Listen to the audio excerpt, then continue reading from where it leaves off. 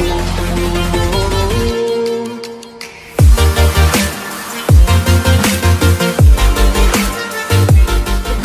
dear students, welcome to the Hindi class. Grammar चल रहा है, ग्रामर बुक चल रहा है। ग्रामर बुक का आज तीसरा पार्ट है और वो है समास। इससे पहले हम लोगों ने क्या किया बच्चों? पद, शब्द, पद और पदबंध हम लोगों ने किया। उसके बाद दूसरा चैप्टर हमने किया वाक्य रूपांतरण। अब हम लोग तीसरा चैप्टर करने जा रहे हैं, वो है समास। समास में बच्चों 4 मार्क्स के लिए आता है। समास कितने मार्क्स के लिए आता है बच्चों? 4 मार्क्स के लिए। तो समास को इंग्लिश में कहा जाता है कंपाउंड वर्ड्स। कंपाउंड वर्ड्स, इसका ऑब्जेक्टिव आप देख लीजिए। ऑब्जेक्टिव में सबसे पहला है हिंदी भाषा के प्रति रुचि पैदा करना। जितना भी सुंदर तरीके से हिंदी पढ़ाया जाएगा, उसी सुंदरता के साथ आपको हिंदी भाषा के प्रति रुचि पैदा होगी। दूसरा ऑब्जेक्टिव है हिंदी भाषा का शुद्ध ज्ञान। बिना ग्रामर के कोई भी भाषा शुद्ध बोली या लिखी नहीं जा सकती। इसीलिए इस समास को पढ़ने के बाद आप हिंदी भाषा का शुद्ध ज्ञान काफ़ी हद तक जानकारी प्राप्त होगी। तीसरा है व्याकरणिक इकाइयों का ज्ञान, यानी ग्रामेटिकली जितने भी इसमें भाग है उसके बारे में आपको जानकारी प्राप्त होगी। उसके बाद है शब्द भंडार में वृद्धि, वोकैबुलरी, यानी जितने भी ग्रामर सीखेंगे या कोई भी हिंदी का कोई भी लेसन पढ़ेंगे, इसमें क्या होता है, डेफिनेटली इसमें ज़्यादा शब्दों की नए शब्द आपको सीखेंगे, नए शब्दों की आपकी जानकारी होगी। लास्ट में है समास वो उनके भेदों का पहचान वो ज्ञान, यानी इस लेसन को पढ़ने के बाद समास यानी कंपाउंड वर्ड्स और उसके काइंड्स ऑफ कंपाउंड वर्ड्स, इसकी पहचान भी करेंगे आप और इसका नॉलेज भी आपको मिलेगा। बच्चों अब आते हैं इसका डेफिनेशन के लिए। डेफिनेशन से पहले समास का सामान्य सिंपल मीनिंग बताती हूँ। आप बुक में लाइन वाइज जाइए। समास का सामान्य अर्थ है संक्षेपीकरण, यानी कोई ढेर सारे वर्ड्स को क्या कर देना, संक्षेप करना, यानी शॉर्ट करना, छोटा कर देना। संस्कृत की अस धातु का अर्थ है संक्षेप करना। इसमें समः उपसर्ग जोड़ने पर समास शब्द बना है, यानी समास वर्ड इसमें समः उपसर्ग जोड़ने के बाद समः प्लस अस, ये दो मिलकर बना है समास। इसका डेफिनेशन देखिए। दो से अधिक पदों को क्या कहते हैं? दूसरे वर्ड में हमारे लिए सिंपल में क्या है? शब्दों। 2 या 2 से अधिक पदों के मेल से नए शब्द बनाने की प्रक्रिया को समास कहते हैं।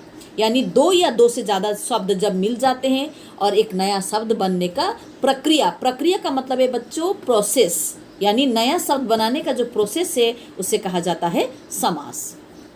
एग्जाम्पल देखिए, रस से भरा। यहाँ पर कितने वर्ड से? दो पद है, रस और भरा, और उसमें ये जो से है ना, ये विभक्ति का चिन्ह है। ठीक है बच्चों, ये तत्पुरुष समास है, आगे मैं बताऊंगी। रस से भरा इक्वल टू रस भरा। आनंद से मग्न, आनंद मग्न। इस प्रकार से यानी 2 या 2 से ज़्यादा शब्दों को शॉर्ट करने का जो प्रोसेस है, प्रक्रिया है, उसे कहते हैं समास।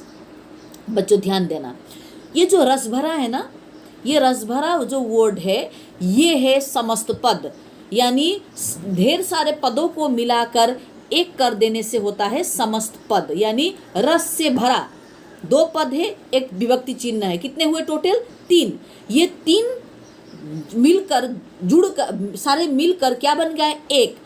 क्या बना? रस भरा, और ये समस्त पद होता है। समस्त पद माने सारे पदों का मेल।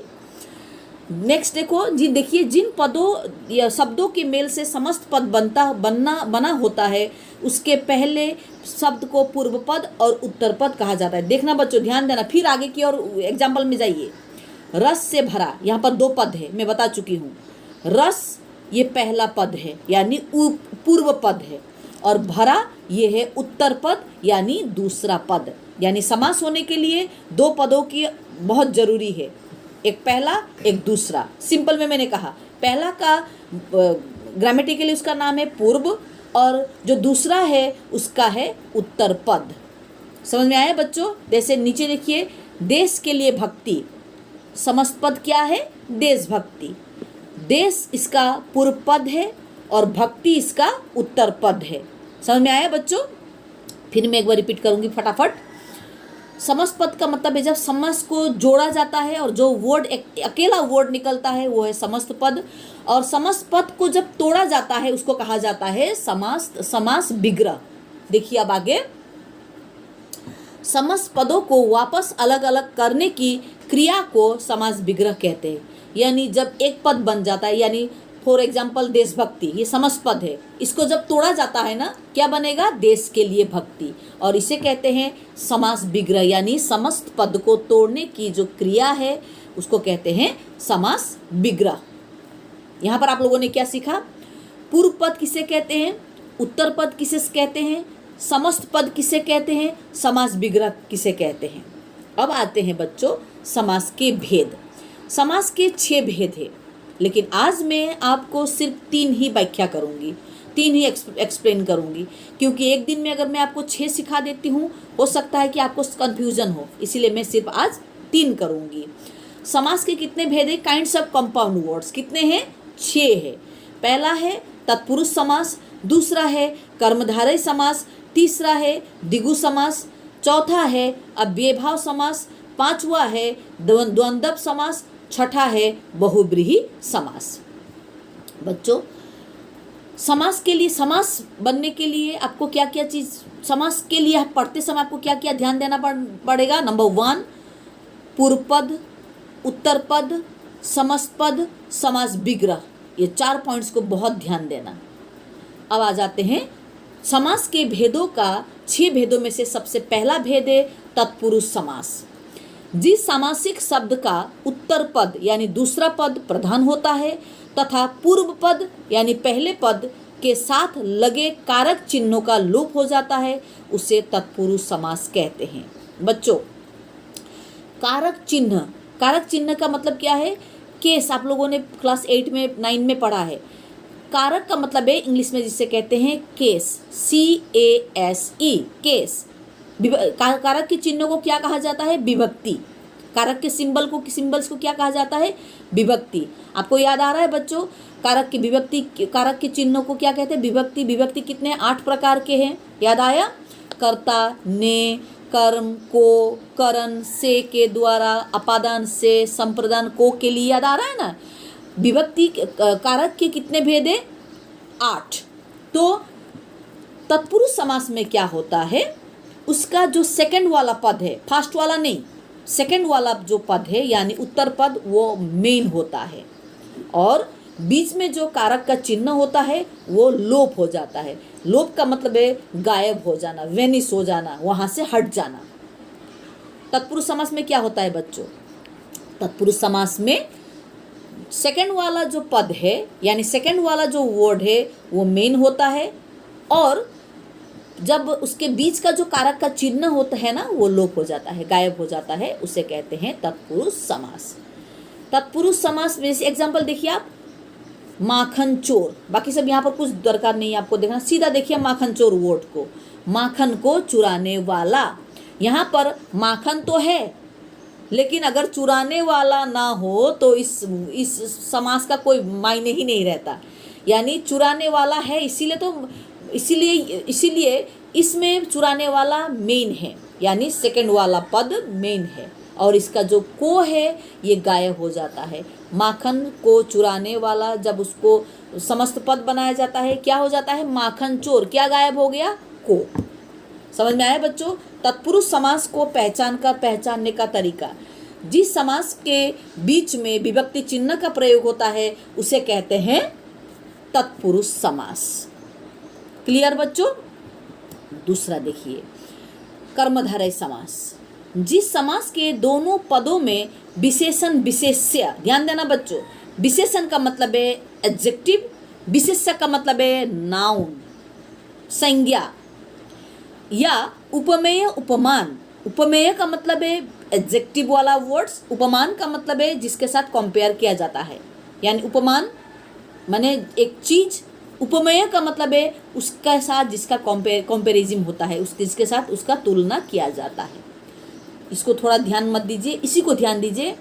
विशेषण विशेष्य, कर्मधारय समास में एक पद हर में कितना होता है? 2 होता है या 2 से अधिक। हर समास में कितने पद होता है? 2 या 2 से अधिक, लेकिन मैक्सिमम में आपको 2 ही मिलेगा। कर्मधारय में एक पद विशेषण होता है एडजेक्टिव, और दूसरा पद विशेष्य होता है यानी नाउन होता है। उत्तर पद प्रधान होता है। तत्पुरुष में क्या पाया था हम लोगों ने? उत्तर पद यानी सेकंड वाला मेन होता है। कर्मधारय में भी दूसरा वाला पद यानी उत्तर पद मेन होता है, उसे कर्मधारय समास कहते हैं। एग्जाम्पल देखिए, भला मानस, भला है जो मानस।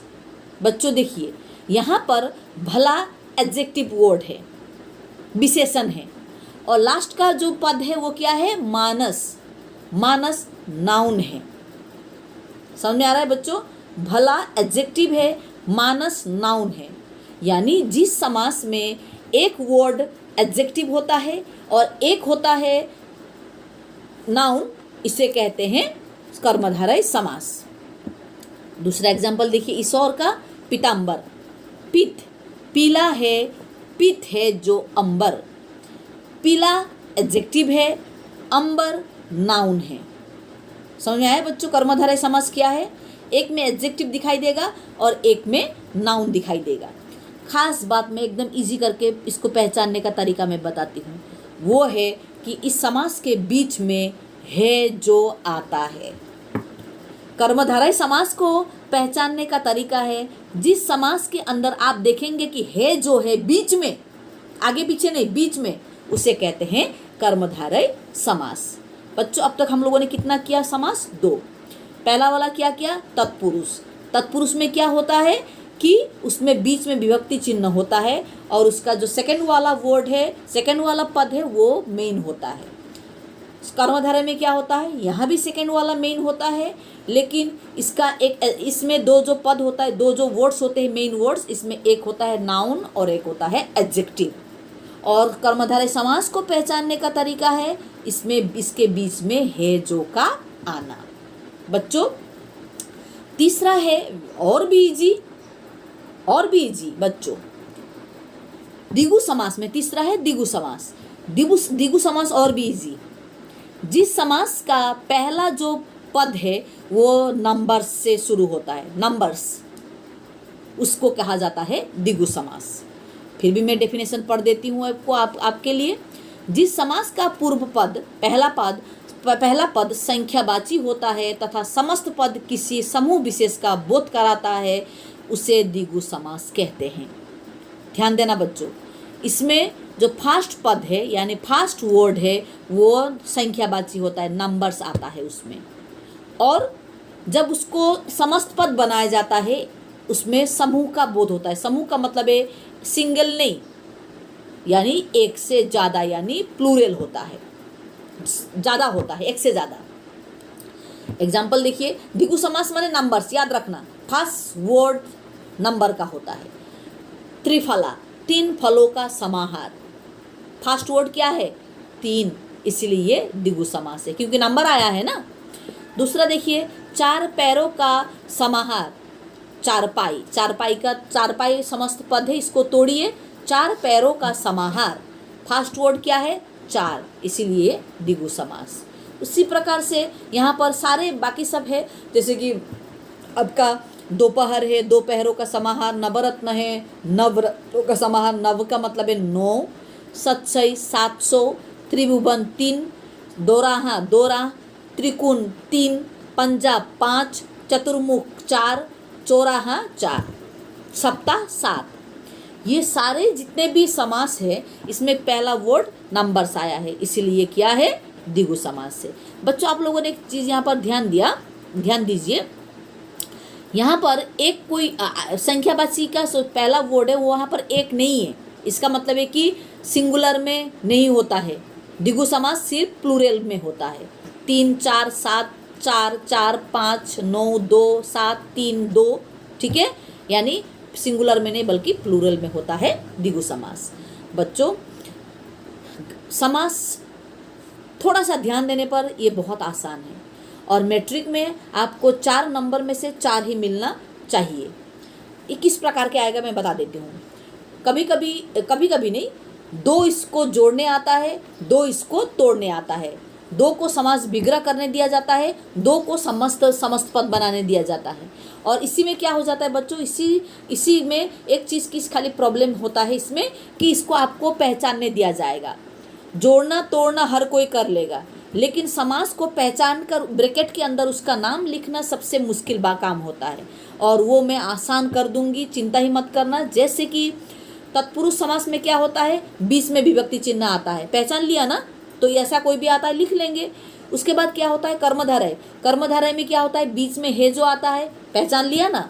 द्विगु में क्या होता है, नंबर्स आता है पहले, और इसी प्रकार से ये 3 की पहचान आप हो गया है। बच्चों, आज के लिए इतना ही। अब आज का होमवर्क पीछे जो दिया गया है ना एक्सरसाइजेस, वो एक्सरसाइज का नंबर 1 आप कर लीजिएगा। बुक में ही करना, कॉपी में करने की कोई ज़रूरत नहीं है। नेक्स्ट क्लास है यानी कल हम लोग मिलेंगे बाकी 3 समास को लेकर। तब तक के लिए धन्यवाद।